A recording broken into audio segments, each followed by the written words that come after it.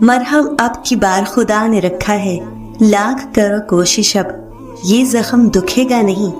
وہ تذکرہ کرتے ہیں میرے عیبوں کا چھپ چھپ کر یوں، جیسے آواز نیچی کر لینے سے خدا سنے گا نہیں۔ معجزے تب ہوتے ہیں جب ہمارے الفاظ ناکام ہو جاتے ہیں اور الفاظوں کی جگہ آنسو ہمارا حال دن بیان کرتے ہیں۔ جب ہمارے صبر کی آخری حد ہوتی ہے اور تمام دروازے بند نظر آ رہے ہوتے ہیں، مگر دل پھر بھی کہہ رہا ہوتا ہے بس تھوڑا اور صبر۔ یہ راستے تیرا رب خود بنائے گا ایک دن، یہ دروازے جو تجھے بند نظر آ رہے ہیں، ایک دن تیرا رب ایک نہیں 100 دروازے کھول دے گا۔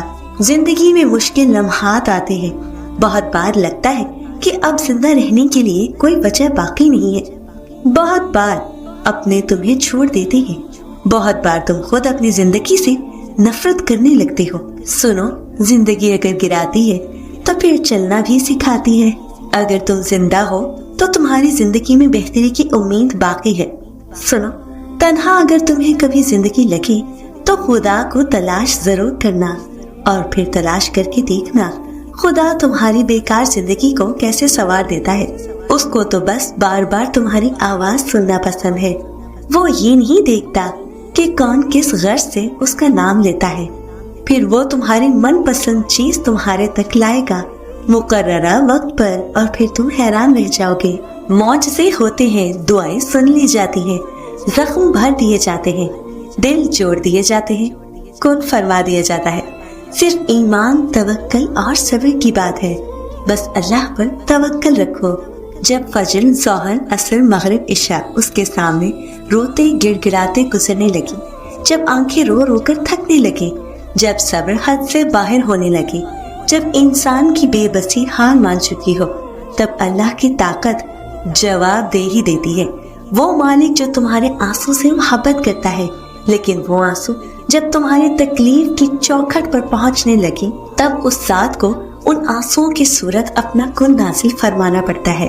اس لیے جب تھک جاؤ تو مت سمجھنا کہ تم تھک گئے ہو، بس سمجھنا اللہ کا جواب اب تمہارے قریب ہے۔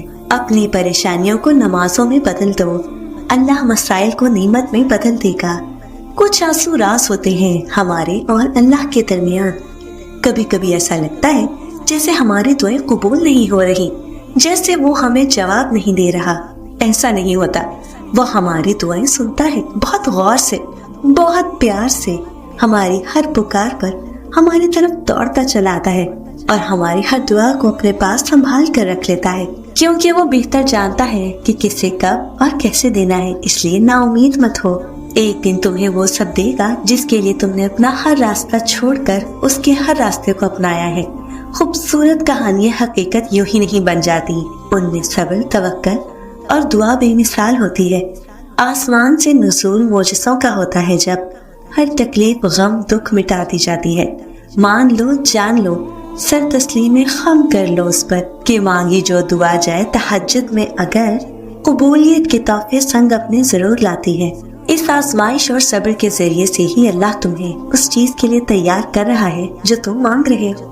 جو نہیں تھا بہتر وہ نہیں ملا، اب خود کو یہ سمجھایا ہے۔ بہت دیر کے بعد میں نے خدا کے حکم پہ سر جھکایا ہے، وہی سلجھائے گا مقدر کا دھاگا جس نے اسے الجھایا ہے۔ خدا نے اٹھانا تھا مجھے، تبھی اس نے تمہارے ذریعے گرایا ہے، اور پھر اللہ نے میرا ہاتھ تب تھام لیا جب مجھے لگا تھا کہ اب میں کبھی سنبھل نہیں پاؤں گی۔ جب دعا کرو تو پورے یقین کے ساتھ کرو، یہ سوچ کر کہ میرا اللہ مجھے لازمی یہ چیز دے گا، اور پھر اگر مگر ایسا ویسا کچھ بھی نہیں سوچو۔ اللہ سے اصرار کرو، بار بار کہو، زور دے کر کہو، کیونکہ دینے کے لیے اللہ کے لیے کوئی بھی چیز بڑی نہیں، اور اللہ بچوں کی طرح مانگنے والوں کو بہت پسند کرتا ہے۔ ضبط ٹوٹا، اشک بہا، دل نے صدا دی، صبر یعقوب بھول گئے یا انعام یعقوب یاد نہیں۔ جس چیز پہ دل اٹک جاتا ہے اللہ اسی چیز سے آزماتا ہے۔ ہمارا صبر، ہمارا یقین، ہمارا توکل، صبر پہلو میں رکھ کر ہر حکم پہ سر جھکا لیتی ہوں۔ اب میں مقدر لکھنے والے سے خفا نہیں ہوتی۔ سنو، تمہاری تقدیر اتنی دفعہ ہی بدلتی ہے جتنی دفعہ تم دعا کے لیے اللہ رب العزت کے سامنے ہاتھ پھیلاتے ہو۔ کیا پتا تمہاری زندگی میں ہونے والا کوئی معجزہ تمہاری دعا کا ہی منتظر ہو، اور کیا پتا تمہاری ایک دعا تمہاری زندگی کے اوراق پلٹ دے۔ اور یاد رکھو، جب اللہ دینے پر آتا ہے نا تو تمہارے مخالف کو بھی تمہارا وسیلہ بنا دیتا ہے۔ سنو، یہ دنیاوی زندگی ایک کھیل تماشے کے سوا کچھ بھی نہیں، لیکن آخرت بہترین رہائش اور لافانی۔ دنیا کے لیے زیادہ راہ سمیٹتے سمیٹتے آخرت کو مت بھولنا، کیونکہ اصل ٹھکانہ تو وہی ہے۔ یہ زندگی تو اس تک پہنچنے کے لیے ایک کانٹوں سے بھری پگڈنڈی ہے۔ بس اب خود کو ان کانٹوں سے بچاتے ہوئے اپنی منزل کی طرف قدم بڑھاؤ۔ تھک جاؤ تو اپنے رب سے مدد کی بھیک مانگو، صبر کرو اب پھر سے اٹھ کر چلنے لگو، لیکن وہیں رک کر نا امیدی اور مایوسی کو خود میں جگہ نہ دو، اس لیے کہ نا امید وہ ہوتا ہے جس سے اپنے رب پر یقین نہیں ہوتا، جس کا ایمان کامل نہیں ہوتا، اور سب سے بڑھ کر جو مومن ہی نہیں ہوتا۔